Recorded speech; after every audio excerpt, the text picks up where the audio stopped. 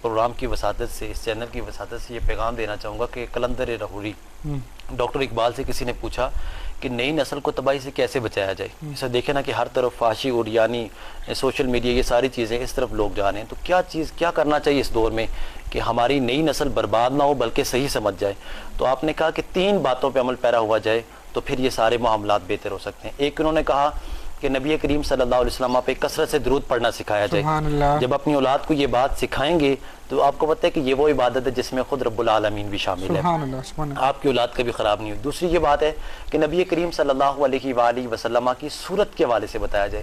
اب انسان ہے، جس کو دیکھتا ہے جو چیز اسے پیاری لگتی ہے اس کی طرف ہوتا ہے، تو نبی کریم صلی اللہ علیہ وسلم سے پیارا تو کوئی کائنات میں ہے نہیں. تو جب آپ اپنی اولاد کو یہ بات سکھائیں گے تو پھر وہ بھٹکے گی نہیں. تیسری بات میرے کریم نبی صلی اللہ علیہ وسلم سیرت کے حوالے سے بتایا جائے.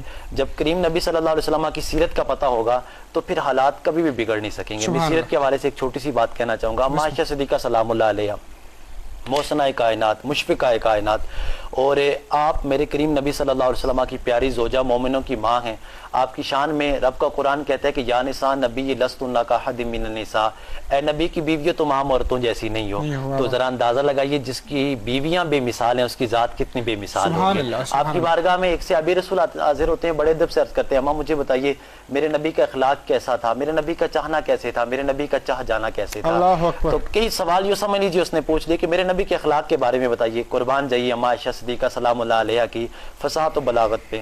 آپ نے صحابی رسول کے کئی سوالوں کا جواب ایک جملے میں دے دیا. آپ نے فرمایا اے صحابی رسول کیا تو نے قرآن نہیں پڑھا؟ کانا خلق القرآن، نبی کریم صلی اللہ علیہ وسلم کی سیرت قرآن ہے. گویا ہم نے یہ بتا دیا کہ ایسے ابھی رسول قرآن پڑھتا جا، جو جو قرآن کی آیت ہوگی وہ کملی والے کی عادت ہوگی، اور جو جو کملی والے کی عادت ہوگی وہ قرآن کی آیت ہوگی. سر سے لے کر پاؤں تک تنویر ہی تنویر ہے، جیسے منہ سے بولتا قرآن وہ تفسیر ہے.